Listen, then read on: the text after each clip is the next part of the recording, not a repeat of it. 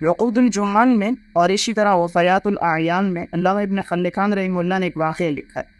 کہ امام صاحب رحمۃ اللہ علیہ عشاء کی نماز میں تھے، یزید بھی کومنٹ فرماتے ہوئے بھی شریک تھا، تو مسجد کے جو امام تھے انہوں نے سورہ زلزال تلاوت کی۔ جب یہ 2 آیتیں تلاوت ہو رہی تھی، فَمَن يَعْمَلْ مِثْقَالَ ذَرَّةٍ خَيْرًا يَرَهُ وَمَن يَعْمَلْ مِثْقَالَ ذَرَّةٍ شَرًّا يَرَهُ، کہ جو رائی کے دانے کے برابر اچھا عمل کرے گا اس کا بھی بدلہ پائے گا، اور جو رائی کے دانے کے برابر برا عمل کرے اس کا بھی بدلہ پائے گا۔ تو امام صاحب رحمۃ اللہ علیہ کی آنکھوں سے آنسو بہ رہے تھے۔ اب کہتے ہیں نماز ختم ہو گئی، امام ابو حنیفہ مسجد کے کونے میں کھڑے ہو گئے،